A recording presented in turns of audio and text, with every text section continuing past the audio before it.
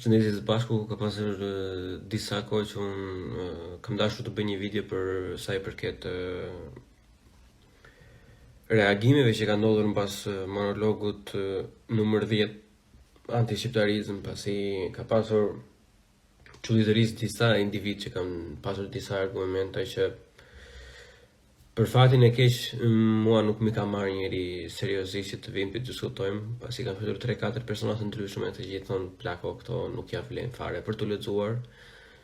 Por unë dua që një nga ata persona që ka shkruar në direct message në Instagram tek Buçi Podcast ja trajtoj, sepse ndryshe nga ata të tjerët ka folur në një mënyrë shumë të thjesht pa ofenduar ose pa lënë kështu nuanca të këqija personale, domethënë pavarësisht se ndihet një kontaminim turkofil i rëndësishëm, por gjithsesi unë do mundohem të jem sa më i drejtë dhe të përdor sa më pak epitete, pavarësisht se do jetë jashtëzakonisht shumë e vështirë. Profili quhet That One Guy 79-17, normalisht 0 poste, 0 followers, vetëm 15 follow. Pjesa nuk duket e gjithësi për në screenshot, po unë do e lexoj gjithsesi. Se si është shkruar e gjitha e plot. Ç'kemi? Jam një qund që kam ndjekur kanalin tënd në YouTube dhe në përgjithësi më ka pëlqyer thotë. Por dje pash videon numër 10 anti-shqiptarizëm dhe me keqardhje të them se ajo ishte një video e mbushur me pseudo fakte dhe keq interpretime për sa i përket rolit që Turqia ka pasur në Shqipëri. Më vjen keq sepse është eksaktësisht qëndrimi i shumicës së shqiptarëve si ty, të cilët nuk përpiqen të thellohen në fakte dhe të kuptojnë si duhet historinë, por i bien aq kollaj në nacionalizëm.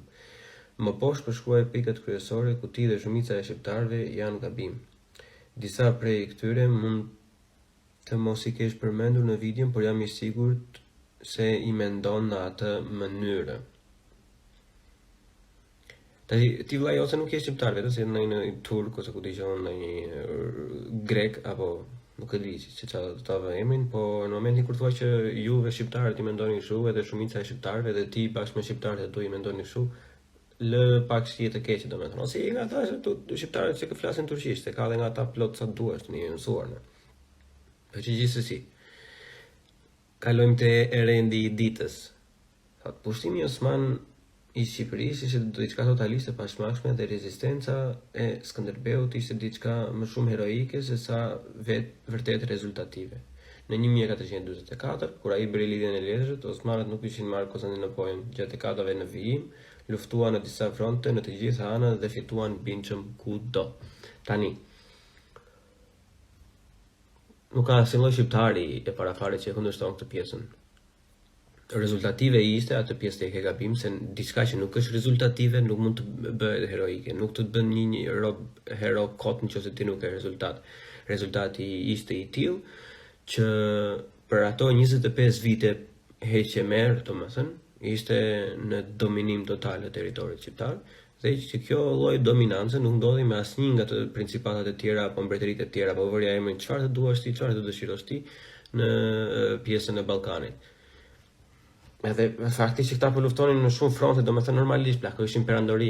Këto gjëra të përsëritura kështu janë budalliqe, normalisht që fituan, është historia, është e bardhë me të zezë. Të gjithë e dimë që fituan, ndryshe si do e formonin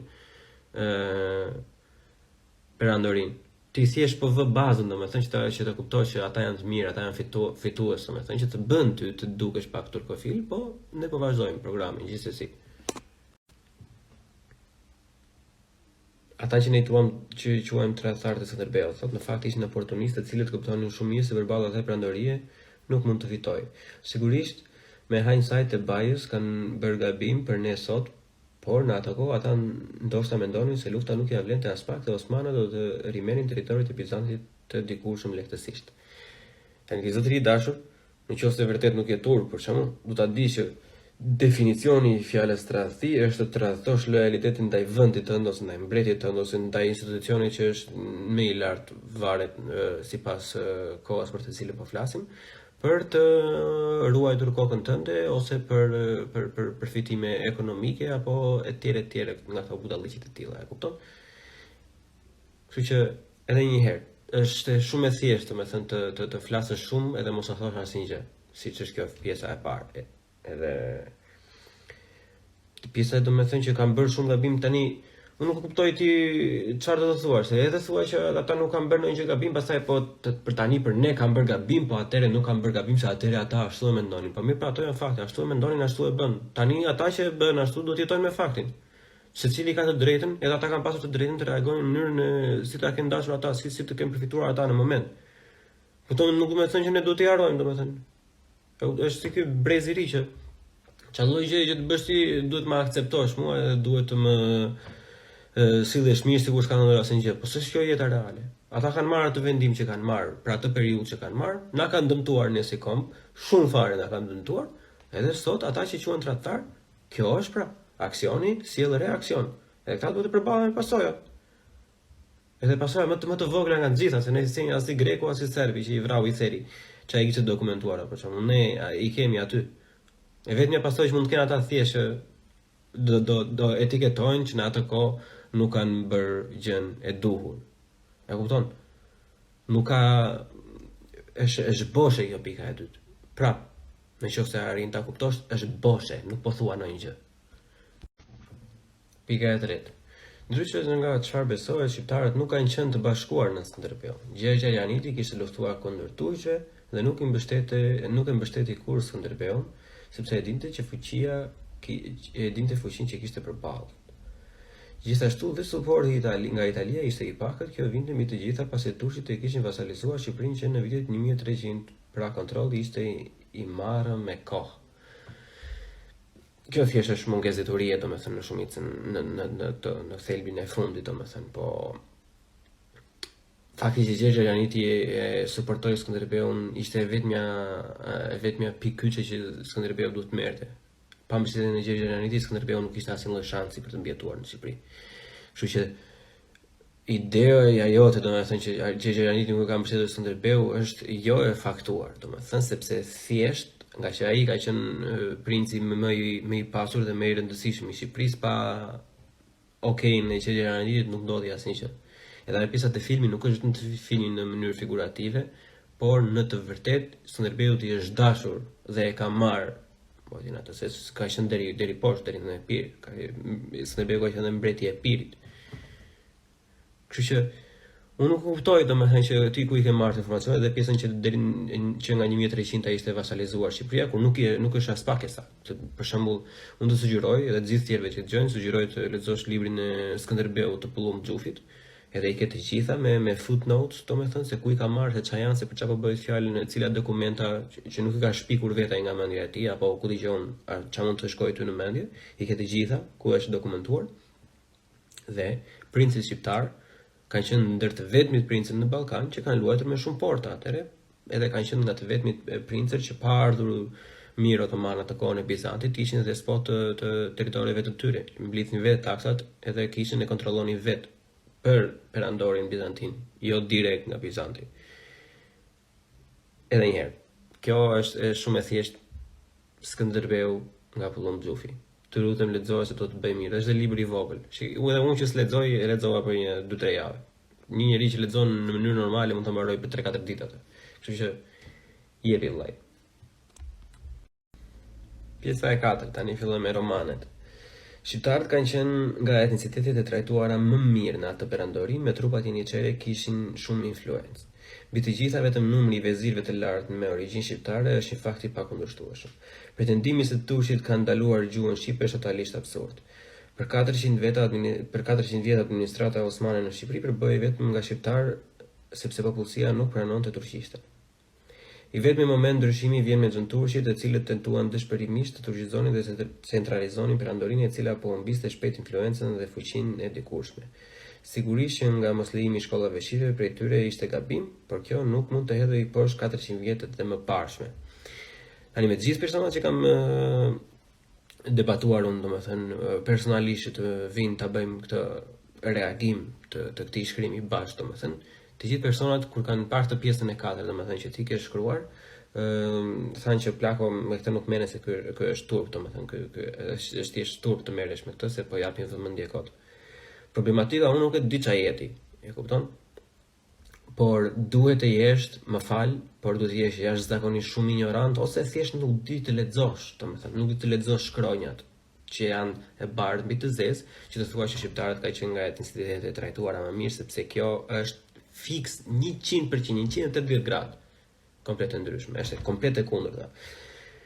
Është fakt i pa anashkalueshëm që shqiptarët janë popullsia e trajtuar më keq në të gjithë perandorinë osmane, për të faktin se ne ishim shumë pak, për të faktin se ne nuk na u lejua asnjëherë, jo se budallikit që e ka ndaluar gjuhën shqipe, asnjëherë nuk është lejuar gjuha shqipe. Nga feja islame e otomanëve, që ishte në ndikimin e tyre, në ato kohë gjuha shqipe ka qenë i mallkuar, ka qenë të njëjtin doktrinë programi që kanë ndjekur dhe Kisha Ortodokse greke. Në këto dy fe, ose në këto dy deg fesh, janë të vetmet fe, domethënë ku gjuha shqiptare është e mallkuar në letër e shkruar. E kupton? Edhe kjo aty të jep një hindsight për të gjitha, sepse në kohën kur slavët këndonin Biblën në gjuhën e tyre dhe kishin shkollat e tyre si ashtu edhe grekët, shqiptarët nuk i lejohej asnjëra as tjetra, ose ata që ishin në jug me marrëveshjen për protektoratin përdorin gjuhën greke për shkollat edhe ose në veri slaven, dhe të tjerët që ishin shoqëri pa lek, pa asnjë gjë, u konvertuan në islam se nuk paguajnë as taksa dhe nuk kishin asnjë lloj mënyre tjetër për të ecur përpara në jetë, përveç se ti përuleshin zaptuesit të përkohshëm. Është saktë, çdo zaptues të bën këto, por kjo nuk do të thotë që nuk ka ndodhur. Edhe kjo nuk është mirë, vëlla. Unë nuk e di ku qëndron problemi jot, nuk e di se çka ke lexuar ose çfarë gjende kush të paguan. Se kjo është kompliment për mua, në fakt nuk ma mënyrë të ka në njeri që paguhet që futet kështu, po thjesht nuk e di domethënë me çfarë merres, sepse unë do thjesht do kisha shumë dëshirë të më jepë edhe ndonjë, më si i thon, sourcin, burimin e informacionit që ke marrë. Domethënë jam shumë interesuar. Unë kur kam mësuar historinë, ato që kam lexuar vetë, kam lexuar gjitha me libra që kam pasur gjysmën e faqes vetëm me burimet nga kanë ardhur informacioni. Po 400 vjet ne ishim lule thua ti, dhe pastaj ata të keqet që erdhën në fund ata e prishin është budallalli me brir, domethënë se nuk është e vërtetë, molla. Kupton? Unë nuk e kuptoj domethënë tani se e ke shkruar në fund që do argumenta dhe jo kështu, nuk e vë dhe kush që duhet përdorësh argumenta dhe jo pseudonacionalizëm. Nuk ka thjesht nuk është mburje, thjesht populli më i vuajtur i perandorisë osmane. Po është fakti, edhe kjo pasqyrohet deri në kohët e sotme që pse ne jemi kështu të katandisur si jemi sot. Sepse gjë më e madhe që i ka ndodhur Shqipërisë është pjesa e perandorisë osmane.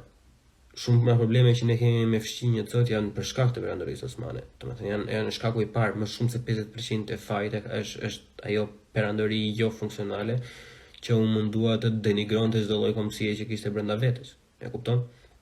Fakti që shumicat e vezirëve nuk janë në fakti si trajtoheshin mirë. O budalla, se më streson fare të kjo pjesa. Fakti që vezirët ishin në atë pozicion që ishin, sepse nuk bëheshin vojvod edhe princëra siç bëheshin serbët, hungaresët edhe vlehrit.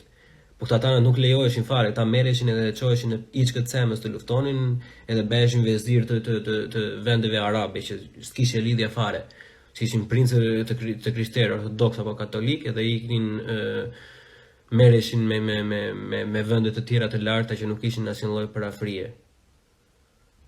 Henceforth, Muhammed Ali që i dha pavarësinë e Egjiptit, apo ta tjerët që ndihmuan në Rumani, apo ta që i dhan pavarësinë Grekut e më the të thashë, kupton tash?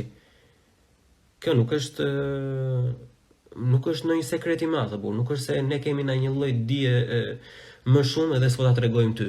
Ti thjesht duhet t'i lësh këto doktrinat me njanë, domethënë të mësosh, futur në kanale që janë anglisht, futur në kanale ku dëgjohen që çdo kanal përveç se serbe edhe turk, domethënë edhe e ke historinë 1-1. Që ata s'kan interes fare, mish ne që jemi nacionalistat e tjerë, që simi fare, se të ishim nacionalista ne do ishim ku do ishim, ne jemi edhe patriot, po ishim të hamun për atë punë. Pika e 5 e djalit. Përpara xontueshve shqiptarët kanë bërë fare pak përpjekje për emancipim dhe rilindje kombëtare. Rilindja tek ne erdhi shumë vonë, gjë që tregon fare qartë që shqiptarët thjesht nuk aspironin pavarësi. E kupton tani pse të shajnë shqiptarët e tjerë kur i thua këto gjëra. Ndoshta nuk donin të ishin në Osmanët, por armët nuk i morën kur kundër tyre pas Skënderbeut. Revoltat gjatë 500 viteve kanë qenë të vogla dhe me karakter regional dhe qëllim politik si ajo e mirëditorëve. Por nëse ti je në djenit të mirëditorëve, domethënë, unë nuk e kuptoj se si mund të thuash që jemi të popull që jemi trajtuar më mirë nga të gjithë duke e ditur shumë mirë se çka kanë hequr mirëditorët e shkret në gjithë ato viteve se donin të mbanin fenë e tyre, më se thash që është vetëm Maja e Icebergut. Je shumë kontradiktor në pika që jep, domethënë që ke zgjedhur të pyesësh ose të më hedhësh mua për debat. Tani,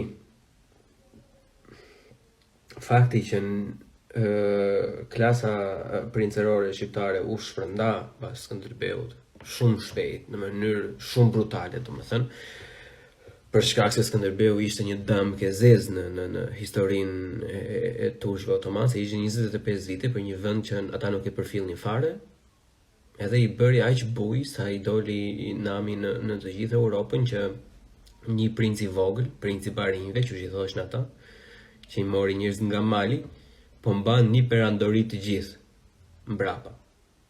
A kupton? Edhe me këtë vrerë që kishin ata, përveç gjitha atyre që kanë vrarë dhe kanë prerë në veri, për shembull, ka pasur fshatra që janë shkatëruar komplet, që mbas kanë kaluar otomanët nuk ka pasur më asnjëri, pasi i kanë marrë peng fëmijë edhe gra dhe i kanë vrarë gjithë burrat në moshë, në pjekuri. Unë nuk kuptoj se si një individ të ti mund të anashkaloj faktet e tilla, domethënë. Edhe janë bërë shumë emisione për to, por edhe tani, e kupton?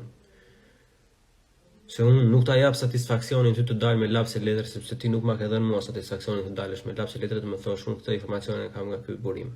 Nëse ti bën të njëjtën gjë herë tjetër, edhe të ftoj në live ose në podcast, kjo është thjesht për kortezi, me që e ke kërkuar 3 herë. Është turp kjo, e kupton, nuk ka lidhje domethënë që edhe ata që ta shajnë ty mirë të bëjnë që të shajnë, po që e ke hako vllai. Nëse kalojmë te tjetra. Kjo është prap roman, po unë po vazhdoj të lexoj që në mënyrë të pavarur, domethënë edhe pse nuk duket e gjitha aty. Krimet që osmanët kanë bërë në Shqipëri janë të pakrahasueshme me ato që kanë bërë në pjesë të tjera të Ballkanit. Ti je një katil në zemër, sepse nëse ti je i gatshëm të thuash që ata kanë bërë krime, edhe në qoftë se kjo që thua ti është saktë, fakti që kanë vrarë diku tjetër 1.5 fishin apo 2 fishin apo 3 fishin, nuk e bën më mirë, plak, kupton ç'a je duke thënë, ç'a po provon. Gjithsesi. Këtu ushtria osmane ishte për herë më e kujdesshme sepse ishte një territor i egër dhe ushtarët osman historikisht nuk kanë dashur të rinin në Shqipëri sepse ishte vend i varfër. Pretendimet që kanë disa sot se turqit këtu përdononin femra apo i grabisnin në shteti ka gabuar historikisht. Ti nëse nuk e beson këtë ti je jashtëzakonisht shumë ignorant sepse asnjë, domethënë në thelb, ti domethënë je i kalbur nga brenda plako. Çdo perandori, çdo pustues, edhe otomanët brenda, se ti duhet të jesh edhe fetar si duket se do të mbash të anën që jo nuk bënin ata në ato gjëra. Jo vetëm grare, por edhe burra, o bole, o idiot, se si mund të thuash këtë, domethënë është ç'a mendon ti valla? Edhe që fakti që nuk rinin ata aty thotë, ti je budallau bën veti valla. Po të gjitha që janë martuar, që kanë pasur në një që kanë mbiemra turqe, arabe, të gjitha të tjera, ca i kanë druar, ca i kanë pasur në një që është martuar. Po mire, ta kush i solli? I solli Zoti i lartë me që ata nuk donin të rinin këtu, edhe me që nuk përdononin as gra as gjëra. Ama je budalla apo bën vetë.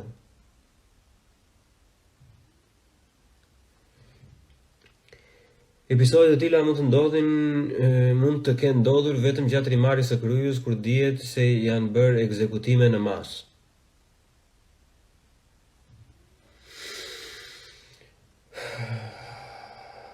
Pjesë e semës. Përkundrazi, ishin turqit që i ftuan shqiptarët në Anadol dhe kudo tjetër. Në Turqi këta shqiptar bënin karrierë, merrin toka të mira dhe sigurisht si të bardhë që kishin më të lehtë të gjenin grua. Pra turqit kanë më shumë gjak shqiptari se sa ne gjak turku. Për të thënë të drejtën, ata kanë bërë disa tentativa në vitin 1500 për të sjellë turq folusit në Shqipëri, në afërsitë të Krujës dhe në Elbasan, por u turoshin shpejt pasi vendasit nuk i pranonin. Edhe mirë bën që pranon, mundësisht t'i vrasin ata që kanë ngelur tash. Shiko tash, paga t'i ulim çik ndjenjat. Si ke parafrazuar ti, se ku qëndron problemi jo, domethënë. Që pse personat si ti janë shumë të ligë, sepse mundohen të manipulojnë bashkëbiseduesin dhe ta provokojnë në nxjerrjen e emocioneve dhe agresivitetit. Përkundrazi, ishin turqit që i ftuan shqiptarët në Anadol dhe kudo tjetër. Kush karin të ftoi ty? Ti je idiot apo bën vet? Kush të ftoi ty? Asnjë njeri nuk të ka ftuar ty, asnjë të kanë marrë zvarr, të kanë marrë peng, të kanë çuar atje sepse pomponin qytetet e tyre më kryesore me të rinj që vinin nga vendet e tjera, sepse gjithë e dim shumë mirë që në një vend ku ka diversitet të rinj normalisht gjëra të mira ndodhen gjithmonë. Nuk ka thënë njeri, përshëndetje familja Gjonaj, doni të vini të Juve në Stamboll për qef, domethënë i keni gjithë të paguara do japim në shtëpi. Jo. A e kanë thënë, ti aty, do të vrasin burin, do të marrin dhe fëmijët. Bye! E kupton, ka që thjesht është.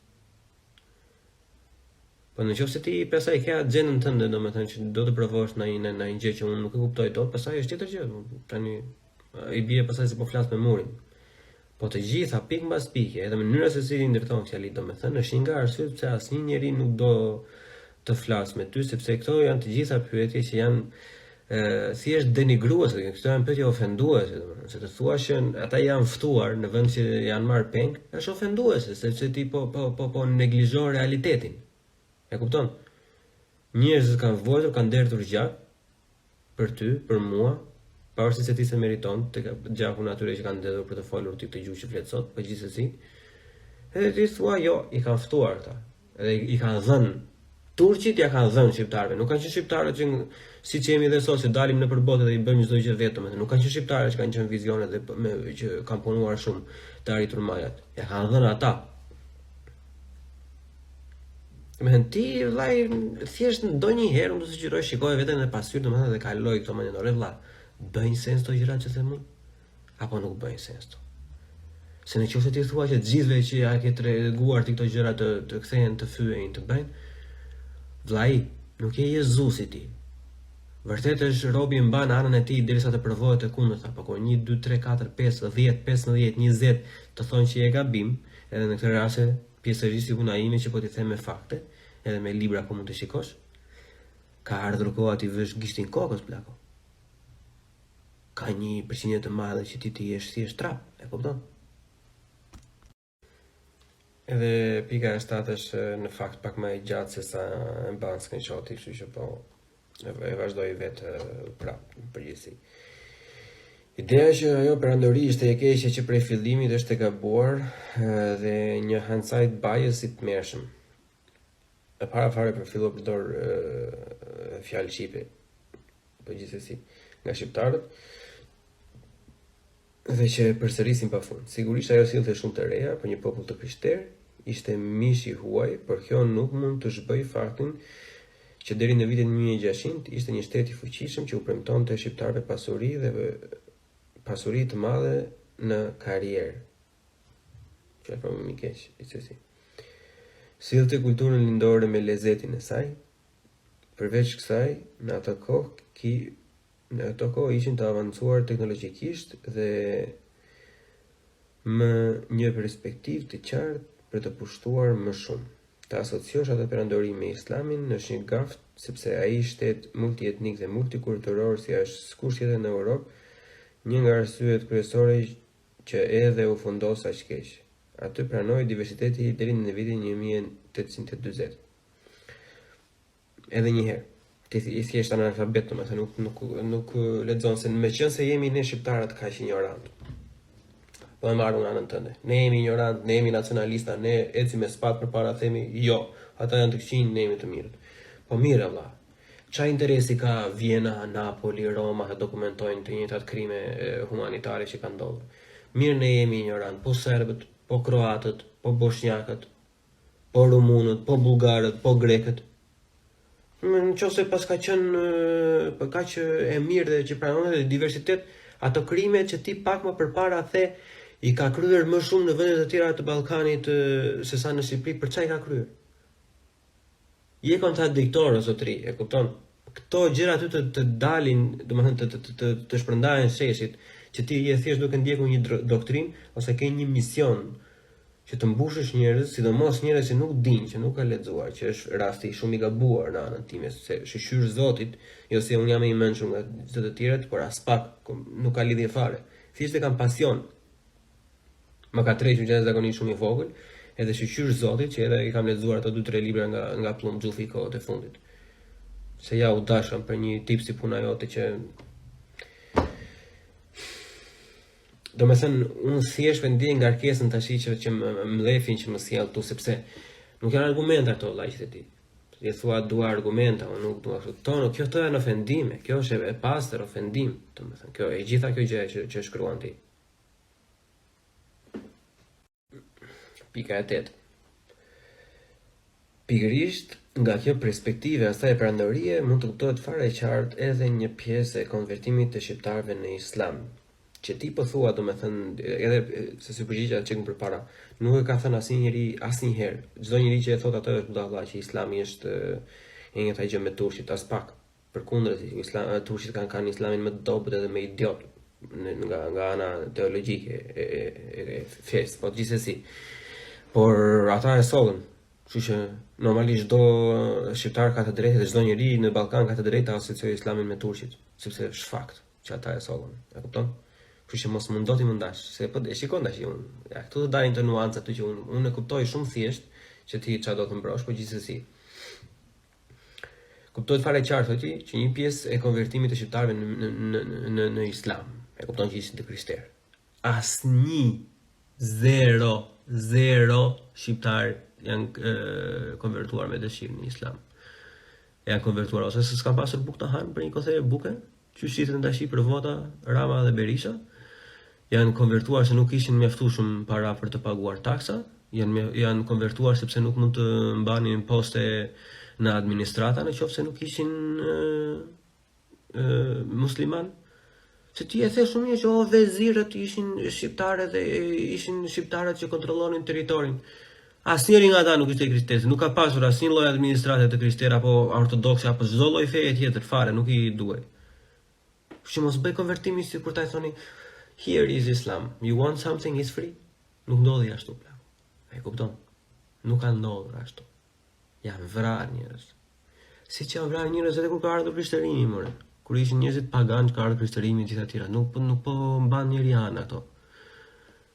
Po ndryshimi është se që njerëzit kur kanë pranuar krishterimin është vrarë, pranon çdo kush, e kupton? Kurse kur robët thonë tash po edhe janë vrarë edhe kur kanë ardhur islami apo fe të tjera, islamofobia apo kështu. Shut the fuck up. Kjo gjë në masë të madhe nuk u bë me dhunë, sa do për të përgjigja, por ishte oportunizmi i pasur shqiptarët të cilët ruan pasuri dhe karrierë të rrethuan identitetin e tyre dhe lanë fenë krishterë si pak të tjerë. Fillimisht kjo ndodhi me pronarët e mëdhenj të tokave, të cilët nuk donin të humbisnin pronat më pas me qytetarinë që shikonte benefitin e konvertimit, sidomos pas shtimit të taksës së xhinazisë për të krishterët në vitin 1700. Taksa ka qenë edhe më përpara, aty vetëm më shtuar. Edhe fakti që ti thua oportunizëm, kur ty që të mbarojmë atë pjesën e pikës 8, kur thua që nuk ishte me dhunë, po ishte oportunizëm, dhunë është ajo vllai. Sepse ti në qoftë se nuk ke të drejta të jesh i barabartë me një që është musliman, kur trajtohesh si klasë tjetër shoqërore që duhet paguash taks ose nuk merr dot poste edhe etj, Nuk është oportunizm ajo, ti ose je idiot ose je thjesht turp, valla. Ti je turp që nuk e di gjuhën shqipe, se po ta kuptosh definicionin e kësaj që po thua ti, thjesht thelbi si fjalë nga ana gjuhësore, domethënë. E kupton që po thua ti të gjë që po them unë, domethënë, po the ti thjesht do ta pranosh, është oportunizëm. Kështu diku ke dëgjuar fjalën oportunizëm dhe e përdor sikur s'është e njëjta gjë që u detyruan. Taksa të detyron vllai, se nuk do Zotin robi, e do dhe Krishtin edhe Allahun, po e do për aq kohë sa ka buk në bark, pastaj çfarë të vije tjetri, Islam 2.0, Krishtërim 4.0, nuk i plas trapi njeriu. Nuk është oportunizëm, o budalla, aty e detyron se ke shtyllur me këmbë dhe i thua, po të bësh shkruaj do t'i japun në shumë mundësinë, normalisht. Ai që s'ka do ta bëj. E të vit turp. Që varilisht. Pika e 9. Nuk e di la, shqyr. 10 ka dhe 10 bë. Gjëja kryesore që nuk flitet në Shqipëri për sa i përket osmanëve është zgjerimi territorial që ata i dhanë shqiptarëve në Ballkan. Për mendimin tim, kjo është një nga pabesitë më të mëdha që ne si kom mund të bëjmë. Do doja shumë t'i besoja si ti apo shqiptarët e tjerë e din historinë e Kosovës, por logjika më thotë se jo. Ti nuk e logjik plako, ti nuk e as dituri. Por gjithsesi, e anashkalojmë atë pjesën. Sepse ky kapitull i historisë të kombit tonë është i fshirë qëllimisht nga historianët tanë, sepse është kontroverzë dhe ul tezën kombëtare, sigurisht osmanët nuk punonin me ne, por nga budalli që lexojnë aty poshtë, ja shikojeni vetë. Por ideja është o pler njeri, historianët shqiptarë që e kanë fshirë këtë, i shajmë të gjithë ju arrejmë nga shpirti, e nuk e kanë fshirë se i dëmtojnë tezën shqiptare, o gogol. Ata janë fshirë sepse ne kemi pasur marrëdhënie diplomatike të forta në kohën e Xhaçit me Jugoslavinë, e tani kemi marrëdhënie të mira me Greqinë dhe asnjëra nga ato ne nuk na le të ngrejmë kokën edhe të shkruajmë historinë siç duam ne. Sepse të gjithë të tjerët ashtu e shkruajnë, futun nëpër kanale në YouTube o çfarë të them unë, që ke 100 e ca pa frikë fare që flasin për pjesën e Shqipërisë dhe çka ka qenë në të gjitha, edhe ato pjesët që janë fshirë, e kupton që nuk janë fshirë, që janë të gjitha dokumentuar, e kupton? Ato janë bërë për të na ulur ne, jo për të na ngritur ne, o turkofil. Tani në mënyrë paraprakë nuk kërkoj falje të gjithë kosovarëve që nuk kanë marruar akoma luftën me slavin, edhe po detyrohen të lexojnë gjëra të tilla që vijnë nga brenda nesh. Por kanë dhënë fjalën, duhet ta lexoj. Pika 10. 10A, më saktë. Thënë ndryshe Kosovën e kemi dhurat prej tyre. Ne Kosovën e kemi dhurat nga turqit, domethënë. Në radhë të parë, prej Amerikanëve, në radhë dytë. Kosova ka qenë me të vërtet djepi i Serbisë, qytetet serbe, manastire serbe dhe i gjithë seti mesetar serb kanë qenë vendosur aty dhe në Maqedoninë Perëndimore rreth Shkupit. Gabim faktualisht, po që nejse. Sigurisht, ne që mund të ngrejmë argumenta me Ilirët dhe të themi që edhe Sloveninë dhe Kroacinë dhe gjysmën e Ballkanit ta bëjmë tokë shqiptare, por në fakt tregojnë që në vitin 1900 me censusin osman pothuajse e gjithë popullsia e Kosovës del serbe, jo rastësisht serbët kapitulluan pas humbjes në fushë Kosovë. Shiko, në qoftë ti vërtet je kaq i ditur sa i thua sa i ditur, domethënë i bie ti je idiot që nuk e ke lexuar mirë, se vërtet ajo ka qenë e vendosur Serbia atje, po ka qenë e vendosur me qëllim në Kosovë. Censusi i Istanbulit, që ka ndalë popullsi slave, ka pasur një tëmet shumë të madhe, që i kanë marrë censusit nga kisha. Edhe te pika që ta thashëm përpara, unë nëse ke qenë i vëmendshëm, që unë nuk ma hamendja të ke qenë, sepse ti ke agent, ta thash shqiptarët në veri, ortodoksët në veri, flisnin gjuhë slave në përkisha, dhe normalisht janë regjistruar si slav, dhe shqiptarët në Greqi që vinin në kisha greke janë regjistruar si grek. Endaksi? Po ti nuk do ta kuptosh, sepse kjo gjë ty domethënë të del nga ajo fashoja jote, nga ajo fluska që ti ke ndërtuar, domethënë. Dhe normalisht nuk të pëlqen domethënë kur shumica ose të gjithë njerëzit e thonë që e ke gabim. Lindja e shtetit serb, që ta dish ti, Principata serbe ka qenë territori etnik më i vogël i gjithë Ballkanit. Serbët e kanë dhurat, edhe prandaj jeti turkofil vëlla. E kupton? Prandaj je i keqti. Sepse serbët e kanë dhurat Kosovën nga turqit, nga martesat që kanë bërë principata, prandaj ishte principata me sukses me mbas turqëve. Sa ata ja kanë lëpirë bythën turku dhe i kanë marrë e morën Kosovën, e vendosën atje ku e vendosën, i kthyen edhe ato kishat që ishin i zaptuan në mënyrë të fortë edhe me protektoratin e Rusisë, që donte të bëjë Roma e tretë. Edhe del tash ti thoi ti, po jo, ata e kishin. Ne ishin para mesjetës si thojnë mesia. S'na vajti dhe vonë, se ne s'ta paguan turku që është paguan ty, kemi punë për të bërë. Thënë ndryshe Kosovën kemi dhurat prej tyre, këtë e lexuam ishte pika më sipër. 10A-B-ja tash. Deri para pushtimit Osman, shqiptarët ishin një popull fare i vogël në numër që jetonte kryesisht në Ulësirën Perëndimore. Gabim. Periudhë shumë shumë e madhe e shqiptarëve shumë përpara turqëve kanë emigruar në kohën e trazirave në Bizant, kanë emigruar në Greqi deri në More, prandaj edhe arvanitët më vonë janë përdorur nga popullsia greke si luftëtar mercenare dhe për mbrojtjen mbes njëri tjetrit, por gjithsesi një ignorancë punonte nuk e ka lexuar asnjëra thjesht. Ishin të rrethuar nga serbët në tërë veriun e tyre. Jo, ishin të rrethuar nga Malaziz, Bosnjak edhe serb.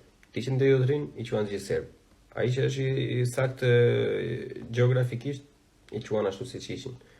Edhe vleher kudo, edhe grek, edhe bullgar. Po që serb do t'i serbe lëmre. Po që budallange gjithsesi. Iku prapa jo, gjithsesi. Po e lexoj unë vetë.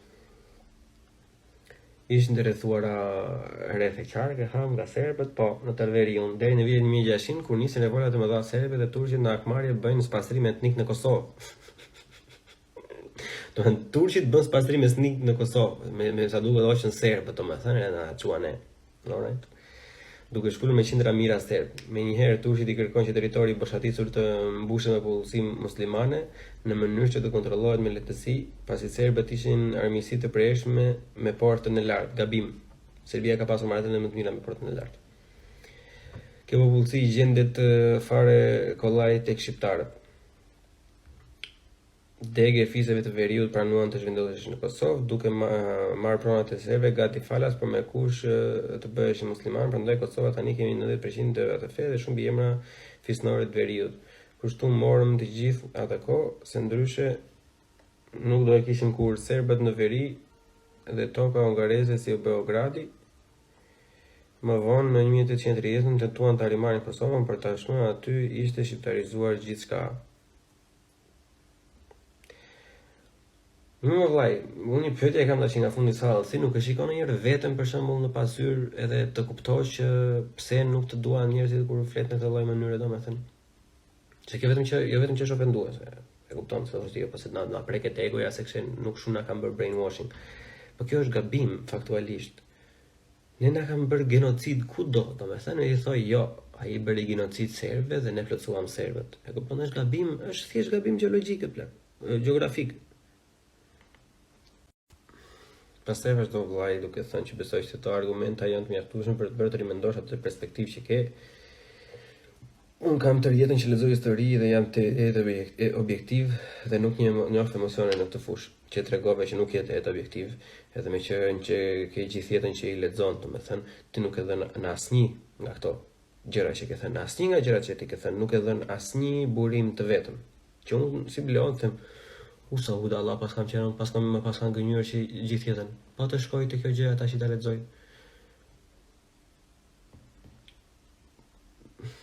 Budalliqe të tjera duhet mos thjesht shqiptarë të tjerë, jo fondacione, jo budalliqe të tjera. Shikoj tani çfarë është ideja vllai. Është pa mundur me njëri si ty se mos e shash, mos ta humbësh të ruan, e kupton, sepse fliqësira dhe dhemje si puna jote, domethënë shëshunja e shtypi njeriu në atë plagën që i dhëm më shumë, në atë lloj damke që na ka lënë Pronaria Otomane, që na ka vjedhur identitet, na ka vjedhur të ardhmen, na ka vjedhur gjuhën, na ka vjedhur territoret, sepse në qoftë se ne do ishim trajtuar si gjithë të tjerët, ne nuk do kishim probleme me territoret siç kemi sot, janë të shpërndarë në 7 pjesë, ku shumica e Shqipërisë është jashtë territorit të tashëm të Shqipërisë. Në qoftë se ti mendon se kjo nuk është gjëja më e keqe që mund të ndodhi një kombi, atëherë ti je thjesht një skllav i një doktrine që ti mbase as edhe vetë nuk e kupton, që është duke të shkatëruar dhe ty si individ dhe mendimin tënd të pavarur. Ti duhet të zgjohesh tani, edhe duhet të lexosh. Ka libra për Pullum Xhufi, sa ta qenë vëlla, jo me tani të fillosh me historinë të tjera. Po them to bazike te Pullum Xhufi është karakter objektiv sa ai ti s'ke përgjigjet ndonjëherë, e kupton? Filloje me Skënderbeun, që ta kuptosh që pse ishim ne në Kosovë dhe nuk ishin slavët. Edhe do ta kuptosh shumë mirë pasaj. Fakti që ne nuk kemi pasur kish me gjuhë si katolike apo ortodokse nuk do të thotë që nuk e kemi ekzistuar, se ne nga dheu nuk dolëm. Fakti që Balçajt kanë qenë nga Tivari edhe deri në Split për disa vite, por që kanë qenë nga Tivari edhe deri në Artë është faktor, nuk po e sjell unë këtë të dokumentuar në biblioteka si të Napolit, si të Romës. Janë e bardhë mbi të zezëlla. E kupton, vetëm juve të zgjedhurit e Zotit, që po vini ti tregoni shqiptarëve rrugën e duhur që ne na pas kanë bërë brainwash të gjitha të tjerëve me bankat tuaja të Turqisë e Serbisë, thoni që ju të gjithë keni gabim, ne kemi saktë dhe ju nuk keni asgjë. Prandaj mendimi im personal është rob